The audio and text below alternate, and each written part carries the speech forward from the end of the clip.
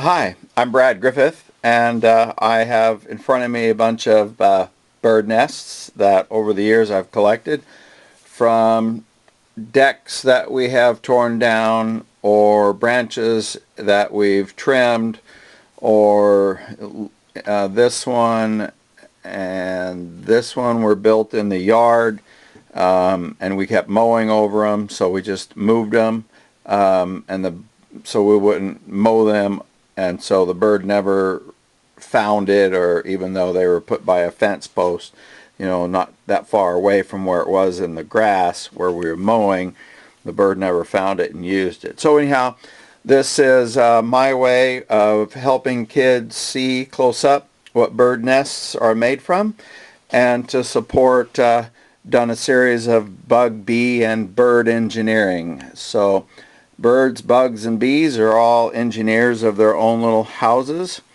and if I was a bird, I'd be really comfortable in this nice nest. So to start with, we've got a hummingbird nest, and this marble here represents the size of a robin's egg, and this one represents more of a hummingbird's egg, much smaller.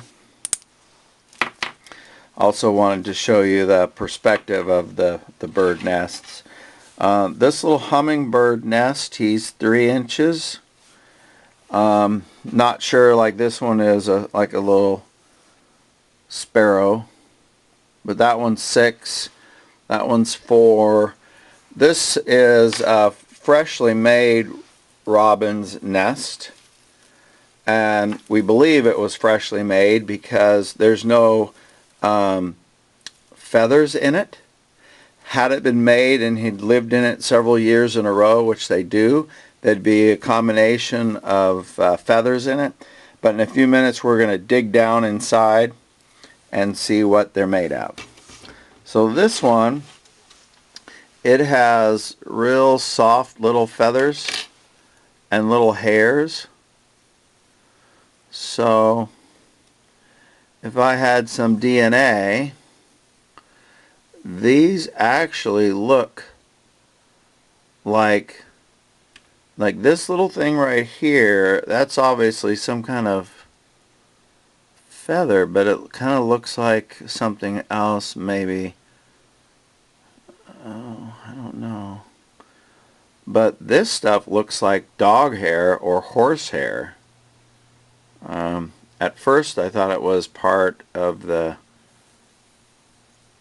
little hummingbird, but now I see that it's obviously this hummingbird has collected dog hair or horse hair to build his little nest. And I believe this little thing here is cotton. So they've used and gathered, obviously, I don't know, hundreds of trips back and forth to gather up what he had made his nest from. This one was one we found in the grass, and obviously it's made from grass, and once again this would be really cozy. He's got a nice layer. He or she or they have built a nice layer of grass, and it just keeps going around and around and around and around in a circle.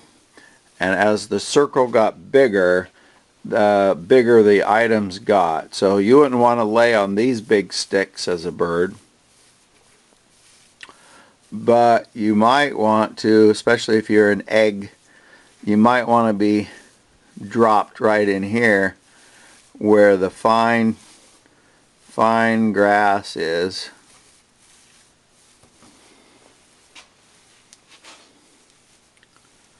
And there's also, in this one, also some kind of hair, but no feathers, which tells me this was a new nest as well. And hopefully you can see how they have strung the grass in circles. We did another one on barn swallows, and you can see how the barn swallow had made his nest in circles with the grass. So this is my way of helping kids see a world that they might not have or be able to stumble in on. Bird nests, for instance. This one was another one we found in the yard, and you can see there's some moss. Once again, the larger items on the outside, there is a piece of plastic cording or some kind of a fiber string. I have moss. Once again, they have built it in a circle, very carefully making the center part the softest place where the eggs would be laid and Mom would sit in. And here's some cord, some plastic kind of cord. Some more of it. So looks like they're not only after grass, but they will take on and bring in all sorts of things to make their nest.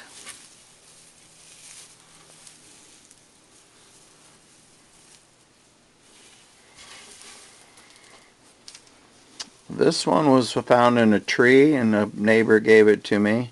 You can see the little indentation right here. That's where the limb was. And once again, the base of the nest is moss.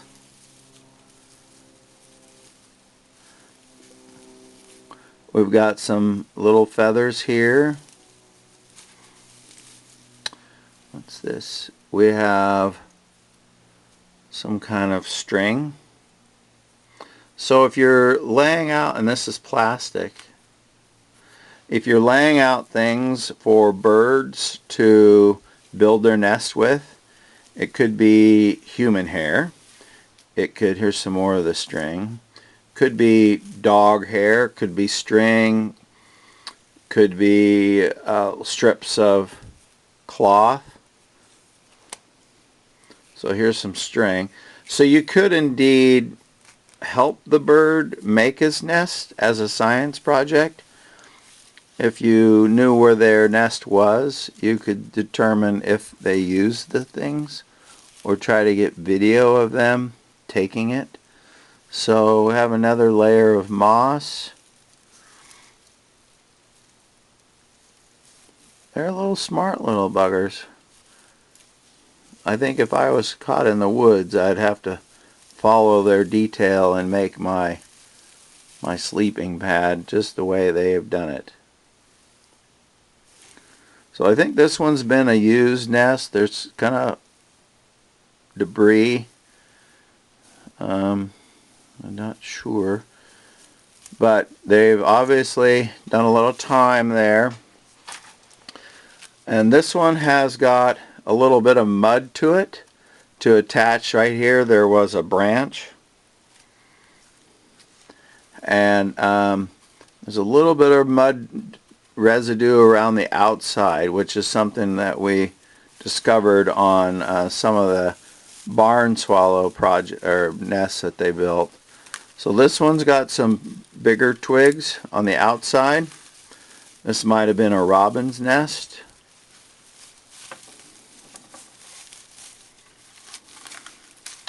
But you can see that it's actually, this one's pretty strong. He's got it pretty woven together. And there's some more mud. Actually, this one's pretty good shape. Once again, if I was a bird, this would be a good place to be.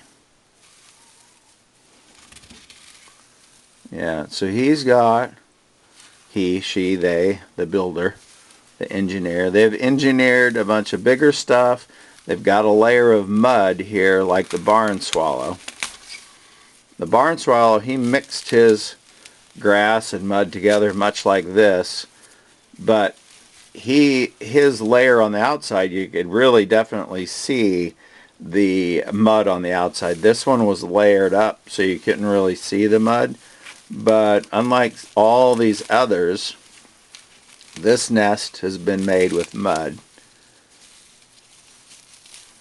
that the bird has gotten and incorporated all the other grasses in with it. So this was a pretty sturdy nest. Once again, no feathers. I would assume that if these were nests that had been used several years in a row, we'd be able to dig down inside here and find feathers left over from the birds. So this one was the biggest one. It was a robin. There's a feather, there's another feather. But obviously some bigger sticks. This was the corner of the deck. Some insulation. This one's got mud in it as well. And pretty strong. There we go. There's the inside. So this one was well built. It had a layer of bigger sticks. It went into a layer of mud, and then the inside had the soft grass. So this one was made out by the ocean, which I don't know if it had anything to do with what it was made from. I don't see any seaweed, although that could be some seaweed. This looks like cotton or insulation. So this is just my way of showing kids what birds, bugs, and bees make their nests from. And if you're trying to do a science experiment or future city competition, you could make your project out of mud and grass. And many cultures around the world have made their homes this way. And maybe they've taken the idea from birds, bugs, and bees. So I hope this has been helpful. Please leave a comment if you've enjoyed it or not. And it's just once again my way of sharing. Thanks. Bye.